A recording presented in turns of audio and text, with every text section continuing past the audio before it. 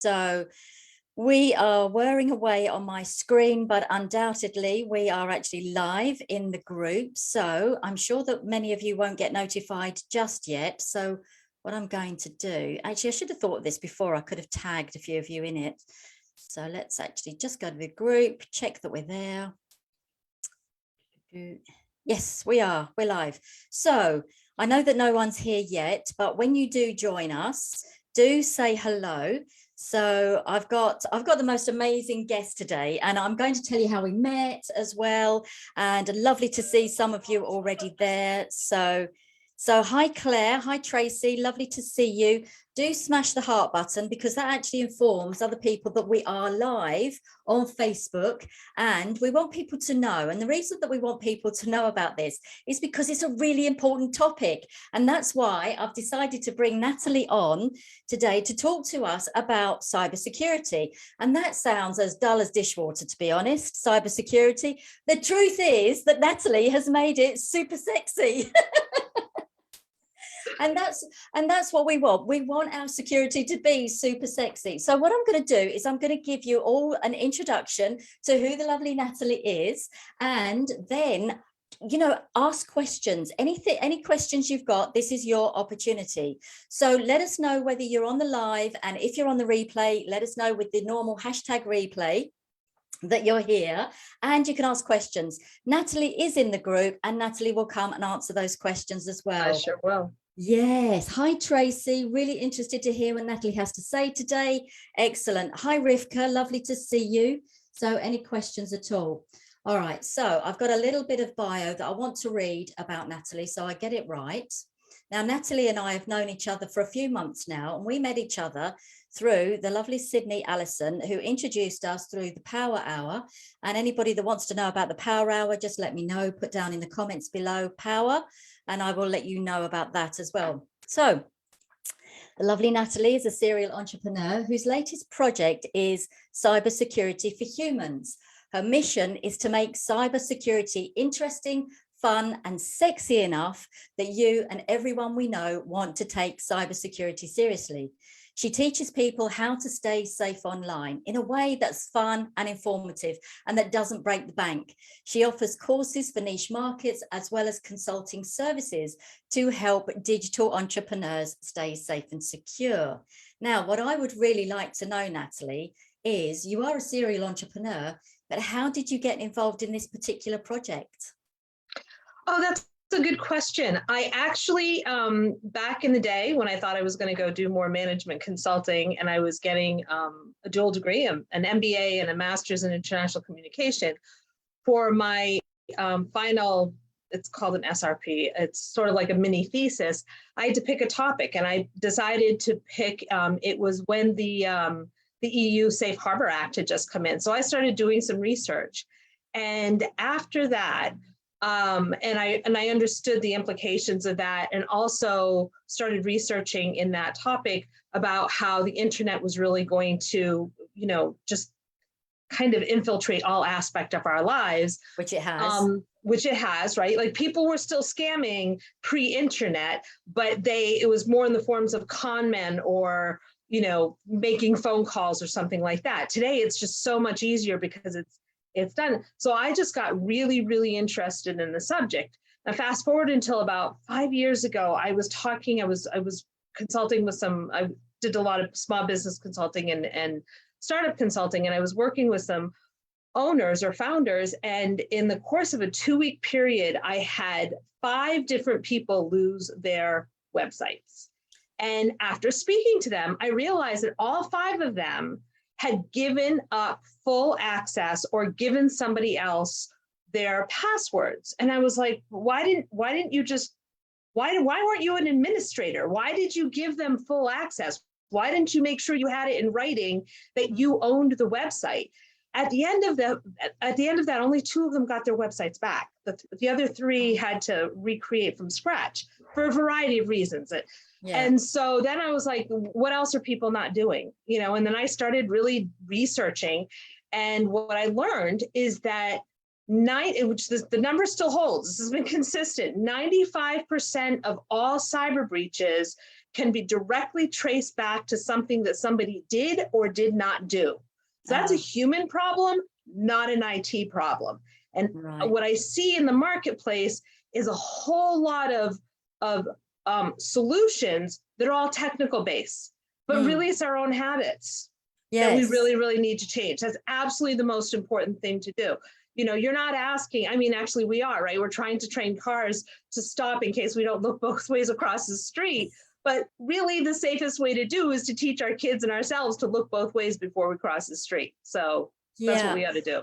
So you said that you got started because within the space of 2 weeks, like 5 people lost their websites, and it was because they just literally handed over their passwords. What were these to people? So there was actually a couple of things, right? No, they weren't like, so 2 of them had, so something that some website developers do is they rent their own server space. So instead of building your website on Bluehost or Kajabi or GoDaddy or something like that, they actually own the hosting space, or they rented the hosting space. And so their developers had just disappeared. And because they hadn't put it in writing and they didn't have access to it, they couldn't prove that they owned the websites. And so, poof, gone. One of them was able to prove it because they could prove that they had all the stuff that goes on it. Another one, somebody hacked into their account, and an ex-business partner, and took everything because they used a simple password that they used for absolutely everything. Another one, their developer just disappeared and they never bothered getting the login information from, they weren't even sure where their stuff was being hosted. And I forget where the 5th one was, but it was all related to passwords and how you manage your digital assets, which becomes a really, really big issue when we're working on online businesses, even not online businesses, right? Even if we have a bricks and mortar business or a consulting business, we have a web presence. And if we don't own that and manage it and hold it, we're screwed. Yeah, definitely. Now I can see that we've got a few others online with us. So good afternoon, Laura. And good morning, Carol, because I know where you guys are from. So I got that right. So what we're talking about here is actually cybersecurity. We're making cybersecurity sexy. And if you've got any questions, whilst I've got Natalie online, do ask those questions. And one of the questions that I want to ask is, as you've been doing this, what do you find is the most common reason why people get hacked? Am I allowed to swear? You can. I'm sure I can find a facility to beep it. But we're all grown up on this. Really? Okay. I will just say shitty passwords. I mean, really effing bad passwords. They use the same password again and again. They use simple passwords. You know, I noticed in your description, you noted if you can remember your password, you're doing it wrong. I say that all the time. That's absolutely true. One of our mutual colleagues actually just recently lost access to over 50 sites because she used the same user ID and password for the stuff. And what happened is, right, they get, there's a cyber breach. And the cyber breach, when a large company has a cyber breach, it's not a little thing. They steal millions of pieces of data, if not billions. And oftentimes it's that user ID and password combination. Well, they get that, they post it somewhere on the black web and everyone goes, oh, well, I have expertise in these banks and I have expertise here. And they buy hundreds or thousands of them for no money. And then they just start trying them. And a whole bunch of people got really lucky because they don't even need to know where you're located. They don't even need to know what your network is. If they've got that combination, they're just going to keep trying. And that is, there's some other things, you know, making sure that you're safe, you know, to make sure you're safe online. But some of that can be mitigated by a security suite like McAfee or Norton Utilities, Bitdefender, something like that. But the biggest problem we have is by far passwords. I don't know if you remember, because you're in the UK, but last year, a year ago in May 2021, there was a Colonial pipeline breakdown in in the eastern part of the US, which with the Colonial pipeline actually serviced gasoline to all of the East Coast. And it got shut down. And all we heard initially was that it was a cybersecurity breach. Well, turns out it wasn't quite that complicated, right? It was a compromised password. The compromised password shut down their entire billing system. And so they shut down the entire pipeline because they didn't want to lose millions of dollars. And so for about 4 days, there was no gas going. The price of gasoline spiked all over the US and hasn't really gone down much since. Yeah. But so it was crazy. So it can happen to like the solopreneurs, the small business owners, and these massive companies. So you would think that massive companies would know better. Well, you know, they have, so here's the difference. They have the money and the time to do the training, and they make sure that everybody does the training. Interestingly, Colonial Pipeline is actually not a very large company, right? It doesn't have hundreds or thousands of employees.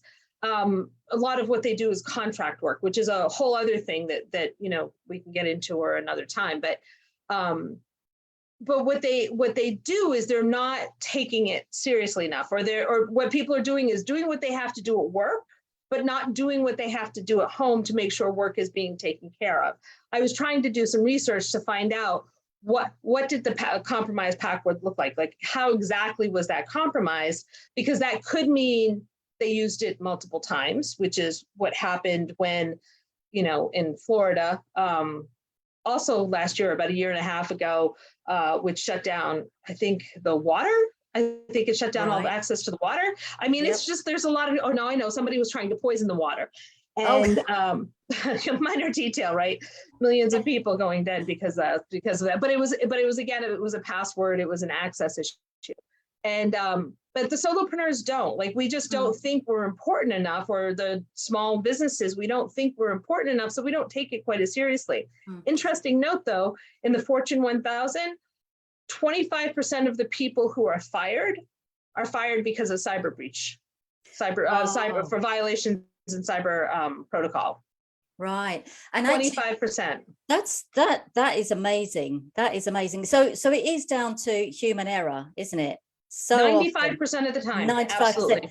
So here's the thing. I am exactly what you said. Is I actually use the same password over and over again for all these different things. I do tweak it slightly. And the biggest thing that you just said is that we don't think it's going to happen to us. Yeah, I'm sure that our mutual colleague didn't think she was going to have to spend 2 weeks re-logging into, well, she lost thousands of dollars, got taken out of her bank accounts. She's permanently lost 2 of her social media accounts that she can't get back. That's crazy. Yep. No, that's it. And now that you have just admitted this publicly, you're going to have to get all those changed. I know. In fact, the funny thing is, before I met you, I would say that I was definitely that person. Hang on a sec, because there's a few people that want to come into the room, so I'm just going to let them in. I was definitely that person. Since I've met you, I have actually been more vigilant, because it's one of those things, you don't know what you don't know. And I think it is also that thing about, it's not going to happen to me. There's no way that it's going to happen to me. So I'm just going to close off these videos. Oh, no, that's all right. That's fine. So it was that whole thing. It's not going to happen to me. I think I've got my passwords fairly well sorted out. And then you said that one thing, using the same password over and over again. Now, I know I said that it wasn't exactly the same password, but it is quite close.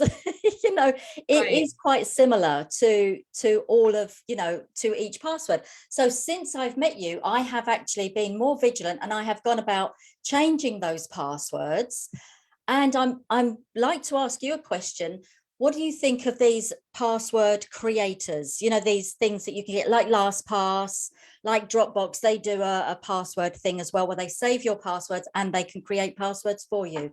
Are they worth using? They are, but they're not all created equally. I've been using LastPass because they were one of the first years ago and they were free at the time. Actually, they still have a free version, but you can only use it on one device. But the problem with some of them is, and I'm not saying like the security is a really big issue all around, right? But if there's things like browser passwords, like your Chrome, Safari, even Microsoft Edge, they all have password keepers, but you can't necessarily use them across platforms, which is a huge problem. The other thing is that you're using it for so much stuff that unless you're going incognito, like there's a whole bunch of little weird problems. I'm not as thrilled with, I mean, look, if the only thing you can use and afford is Chrome, then by all means. But here's the difference. Like, you don't have to log into Chrome to access your passwords. Okay. Once you're logged in, it stays in because they want to be able to track you to sell ads about you. In something like LastPass, and the other thing is they don't generally also create random passwords. Those are password managers almost exclusively. In something like LastPass, you can create the system will create a random password. I couldn't tell you what my passwords are because they are capital letters, lowercase letters, numbers, and characters. And I change the number. My passwords are never less than 16 and can go as high as 30. And I constantly change the numbers, right? So if somebody goes in, they won't say, oh, she really likes 22. She always does 22 characters, right? That because I don't. I constantly change it. And so I don't know what my passwords are. I literally don't know them. I probably could remember one or two that I haven't yet changed or something, but they're an exception to the rule. So I think they're super useful. In fact, because of that, I'm doing and people get overwhelmed by this idea. When you've got 50 or 100, I mean, I must have 200-300, between personal and business accounts that I track in LastPass. And it could be overwhelming when you look at that and going, I can't even do that. So I'm just not going to think about it. Or you could end up like our colleague and just, you could lose 2 weeks and several $1,000s.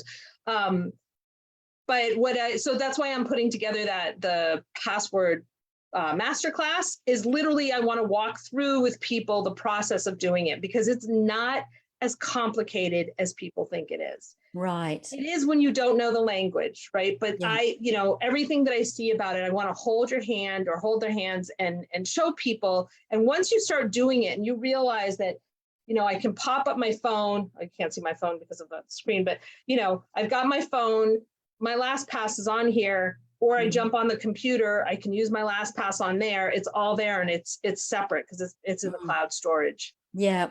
So, okay, tell me something about that, because that fills me with a little bit of dread as well, is actually handing over the control to an app that can actually give me and generate all these different passwords. So my fear around that would be, what if I've lost my computer and my phone? But then I suppose because it's in the cloud, that's okay. Yeah. So you're saying everything is in the cloud? Everything is in the cloud. Is it wise to actually have that on a, say, like a stick or something as well? Or is that way too insecure? Well, I guess it depends. So here's the problem. So there's one of those password managers called KeePass. And they offer, they used to be just on a flash drive. You would just get it on a stick. The problem is you lose the stick, you lose everything, right? Sure. I mean, unless you're someone who never loses anything. I've got 3 kids. We lose stuff all the time. It shows up ages later, right? 4 years later, I'm like, I was wondering where this sock was. And we re-cleaned this room like 17 times, right? So there's that. And so for me, I am not really feeling safe about that. However, if this is like just for work and it's just something that needs to be really secure, you take that stick and you put it in the safe, which is again behind another code and oftentimes a key. So there are multiple layers. For people like us, LastPass ends up being the best deal for a lot of reasons. So for example, you have your stuff stolen. Okay. Now, interestingly, what I do is we create a, you have to create a master password, right? Mhm. The master password, which can be a long phrase or something that doesn't make sense. So, that wouldn't have, might have a math problem in there, might have some code words, whatever it is. Like, you've got to create one that makes sense to you. I know what mine is because I've had to log in plenty of times, and it makes no sense. But it's a series of word and phrases, some capital word letters and so on. I actually physically write it down on a piece of paper, not typed, and mine is sitting in my safe. So if I ever Right. forget it, I can go and look it up. Okay. Yes. So your password and your computer gets stolen, and you have stuff on there, or clients you have to worry about. Well, you just go in and you go to someplace else and you log into your master lab thing and you change your password, and all of a sudden nothing can get accessed by anything. Yeah. So tell me, I don't want to scare people, but I do think it is important. Since I've met you, I've realized the importance of this. What is the worst that could happen if you got hacked, or if your passwords got stolen? What would be the worst case scenario? Say It's it as it pretty is. bad. It's identity theft, Mhm. money theft, business theft, reputation, loss of reputation. I mean, why would I do business with you if you don't even care enough about my information that you're not doing what you can to protect it, especially in 2022? It's pretty bad. Here's the truth. More than half of all small and medium businesses go out of business within 6 months after they've had a cyber breach. Oh, yes. Yeah. Well, I mean, that's, so I've got goosebumps. So yeah, that me is like, too. That is a when big I statistic. yeah. So it's like when you start realizing the statistics, because I've been following them and I find so many of them so fascinating. I really am a numbers nerd at heart, but That is so geeky. so geeky. Like, who likes this stuff? But the truth is that it is, I'm doing this because nobody else is doing it, right? Like Yeah. we get emails and everybody gets oh, you have to do this. And I mean, how many times have you had your data breached? How many letters have you received? I mean, in the US, because we don't have rules that are anywhere near as strong as is in the EU, but how many times have you received letters saying that your data has been compromised? Yeah. I mean, I used as a joke, I started keeping the letters when me and myself and my ex-husband, we had dozens letters from the IRS and from the military and from a bank and, from someone that I didn't even remember I did business with. They had to send me a letter saying, oh, there was that time that Experian, which is one of our credit rating companies. Same here. We've got Experian. Yeah. Right? Like they lost their data. Billions of people had hundreds of million, I think it was billions, lost, had their information. Yes. So yeah. it's gonna happen. It's gonna happen. So the question is, what can we do to mitigate the fallout?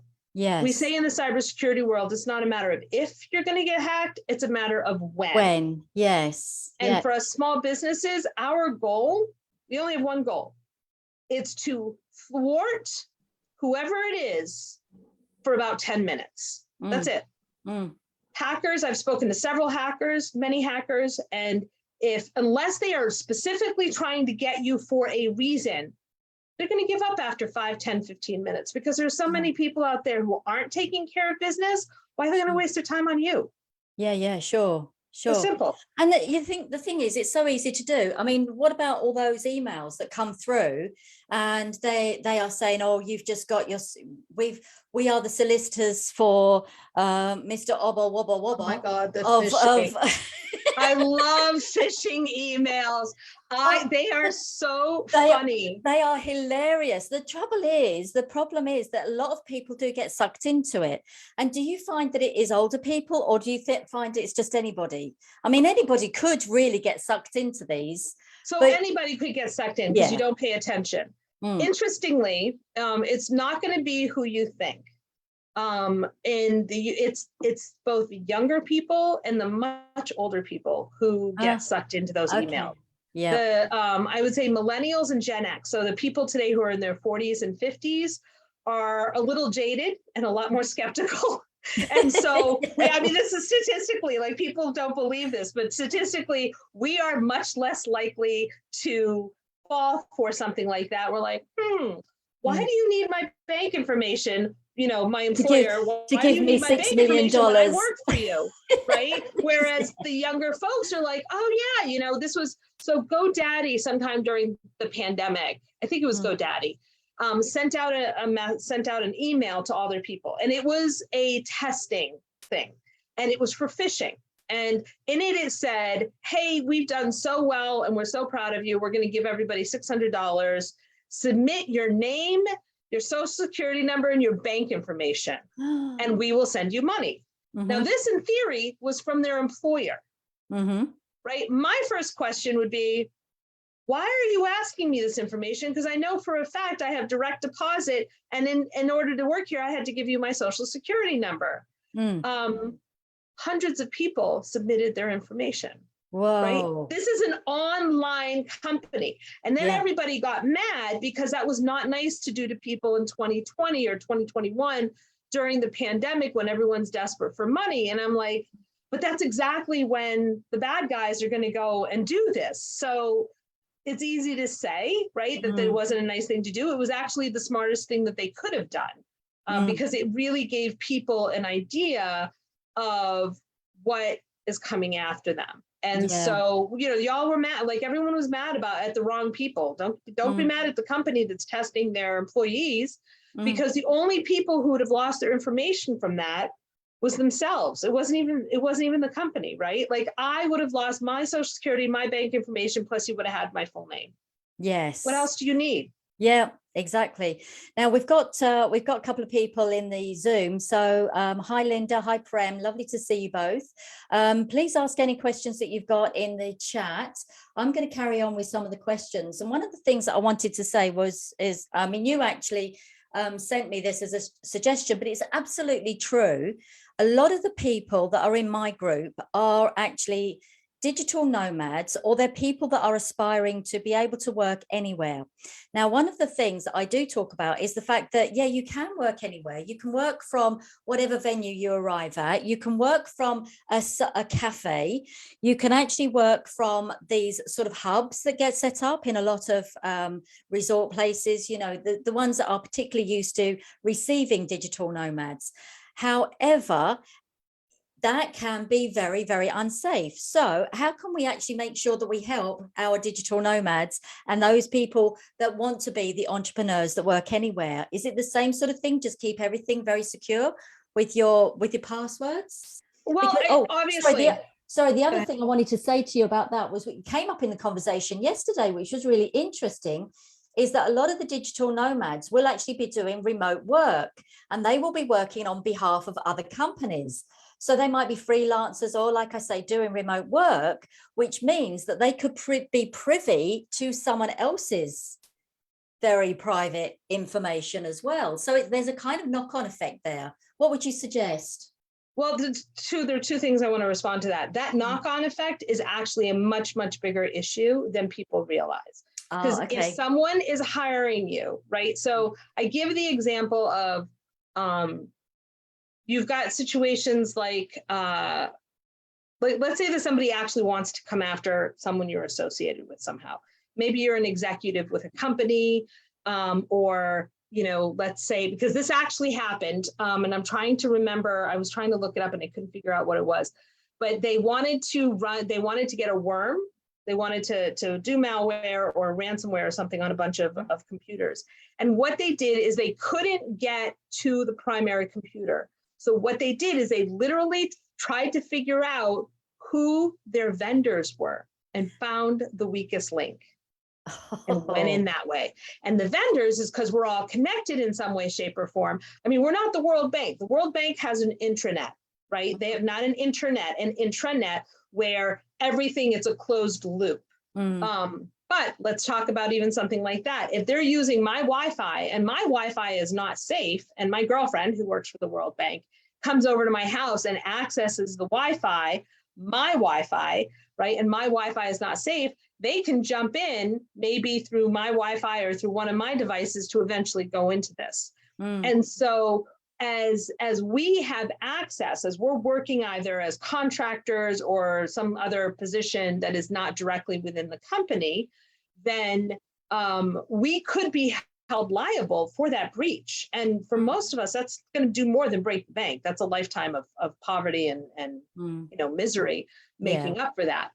So we have to do, especially digital nomads or entrepreneurs for small businesses and stuff. We have to do things a little bit more differently. I would recommend, especially people traveling around the world, to use VPNs. Yes. A VPN is super important. I've got to do a little bit more research. I'm not thrilled with the idea of I would rather use a VPN that is maybe either native to my country or to a country that is much more friendly than, so if you're doing something maybe that could be, I guess today could be in the Ukraine or close to Russia or Cyprus or something like that, right? There are parts of that are really, really beautiful, but you might not want to use a VPN or some parts of the world where they're trying to limit access to outside information. People are using VPNs to get there. So I would recommend doing that because that keeps your access where you are secret, right? There's multiple. I'm giving you all my trade secrets. Don't give away all your trade secrets. but there's multiple levels of security, and the VPN is one of them. Important to access it. Right. Okay. Now, you have actually got a masterclass coming up. You mentioned it earlier on. What's the masterclass all about, and who's it for, and when is it? Okay, so my masterclass is on next Wednesday, the August, 10th? I think it's August 10th. Okay. And it's 2 p.m. Eastern, so it's about 7 p.m. 7 or 8 p.m. your time? Yeah. Okay. And the class is actually, and it'll be recorded, but what we're going to be doing in that class is it's a master class of mastering your passwords. I want to overcome the overwhelm with the passwords and to get you in a really good place. And that includes helping you to literally walking through the process of downloading LastPass, or LastPass is the one I know and use. If there's another one that you're really interested in, like in general, I'll look into it because I want to explore more of them.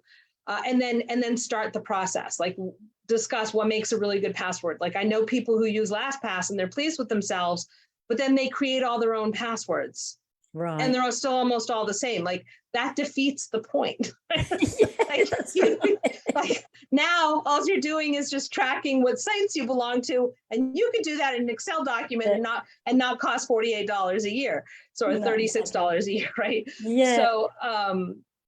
So so that's what we're going to be doing, walking through the process, getting it started, then towards the end, putting it on multiple devices if you want to put it on your phone as well, so that you can start setting it up and start using it. And I promise you, once you get over that initial thing, you're going to wonder how you lived without it. Like you will. I can't even imagine living without it. Yes. Yeah. Well, I think it's a good place to start. That's for sure. And that's on the 10th of August, 2 p.m. Eastern. That will be 7 p.m. BST. So if they want to sign up for the masterclass, how do they do that? Have you got a link? I will put a link in the thing. It's actually under my my other company, startuptoolkits.co. And so I'll put a link in the thing. I would like to answer Linda's question, though. I see in the chat that she asked a question about using two-factor authentication. It's a really good question. Two-factor authentication is really good. They're calling it now multi-factor authentication because oftentimes it's more than just two. The authenticator apps will actually require you to pick how the information gets sent to you. And so that makes it a second. It's just multiple layers. So more layers is better. They are useful, but not exclusive, right? Because the best things that work are the ones that are going to depend on, like if you already have the same password with everything, then it's just a matter of spoofing your email or phone number or something like that to be able to access that information. So they're still good. They're still better than not doing anything, but you really still need to have complicated passwords. So really the sort of overarching idea of the cybersecurity is you protect your assets like your website, you protect all of your passwords. And let's be honest, we have to use passwords for even the most innocent things. Logging on to someone's training program is another password, which if you do end up using the same password for your bank account, then who knows can get in there. And I think part of the problem is that quite often we are very trusting of the sort of system that's been given to us, and it is a case of we don't know what we don't know. So I'm kind of saying that on behalf of the collective, of saying, this is so true. There are so many things we don't know what we don't know. We don't know how bad it can be because we just didn't know. And sometimes you've got to educate yourselves. This is why I want to say thank you for coming along to do this interview, because I think this is just scratching the surface of it. We're just giving people that seed of just investigating how they actually protect themselves online. And I mean, it's a huge topic, and I've been absolutely fascinated. And I have been literally, honestly, everybody that's been listening, when we're on our networking events, Natalie tells the most incredible stories. As sad as some of them are, you say it in such a way that it creates that humor and lightens up the most awful things that have happened. Some of it's really ridiculous. Like, I just like, oh my God, I know. I don't know. Life is kind of absurd. You've got to take into consideration. I know, it's absolutely nuts. Now, what I'd like to do at the end of all my interviews, I love to do like a quick fire question. All right. Sure. So before I do that, however, let's just check in the chat. So Linda's saying I have different passwords for everything. Also use complicated passwords, often having to request resets, which I do regularly. That's really good. So I'm going to respond to that resets, right? Yeah. That's fine and good if you don't mind doing it. But when you're using a password management, you're not going to get stuck re-requesting, because what studies have shown that requiring a password reset every 3 months is actually not necessary. It's detrimental, because people now are constantly having to remember new passwords, so then they just do the same thing and add a 1 at the end, or a hashtag or something. Right. Oh, interesting. All right, great. So Linda, if you've got any more questions, and Prem, if you've got any questions, please put them down in the chat. Okay, so she's saying here, I got locked out of my Microsoft Live account. This was a major problem, as some emails are part of your security feedbacks. That's right. Oh, yes. Yeah. You're dealing with a whole other level of issues. Yeah, it's tough. It's why we need to get this very fundamental piece cleaned up and fixed. And then I also have a whole theory on emails that that I'm not going to go into here, but how many you should have minimum and what you need to use them for and stuff like that. But it makes a huge difference. Absolutely, that's a huge problem. Great. Well, I think that we should actually have you back, and we can talk about another cybersecurity topic. And I definitely think that you actually make it very sexy, because you're fun. You are such fun to talk to. You're really fun. Thanks. So I'm going to put you on the spot now and Sure. ask you some quick fire questions. All right. So first one, what is your favorite word? I don't know. I guess I got some good swear words I like to say, but say it. Oh gosh. I don't know. I can't. I'm an English major, so I just love words in general. Yeah. My undergrad, and so I really like descriptive language. Like people really pissing me off. They're a fuckwad. Something that's a little bit more original.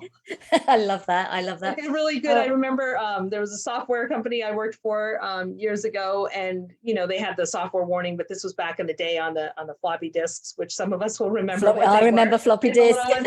And so we had to put, you could do a copyright warning, but they didn't, but that didn't mean anything, because you could still copy stuff, which you can't do anymore. Yeah. And so, what we put on it instead was, if you steal this information, may the fleas of 1,000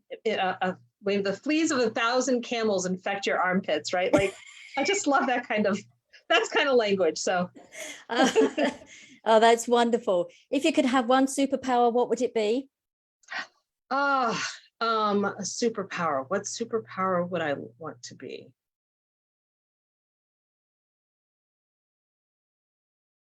Oh gosh, I would love, like, what do you mean by superpower? Any superpower, whatever you define your superpower to be. I would just love to create joy. Oh, now that's a superpower. You do already. You have that superpower. Take away And sadness then. if you could switch lives with someone for a day, who would you choose? Oh, you know what? Maybe myself when I was younger, because I'd have the like wherewithal and knowledge and just like, girl, stop like worrying about what everybody else thinks. Just do it, even though everybody else is going to be mad at you. It would be Yeah, pretty awesome. My life would be very different with a day with me today. I love that. The fact that you've got the brain that you have and the experience that you have now, but in the younger you. Yeah, like Yeah. seriously, it's only recently that I really understood that youth really is wasted on the young. Oh, that's so true. That is so true. All right. So just to round this up, you're going to provide us with the links to your masterclass. Sure will. Whether you can attend the masterclass or not, I think you said that you were doing a recording for it as well.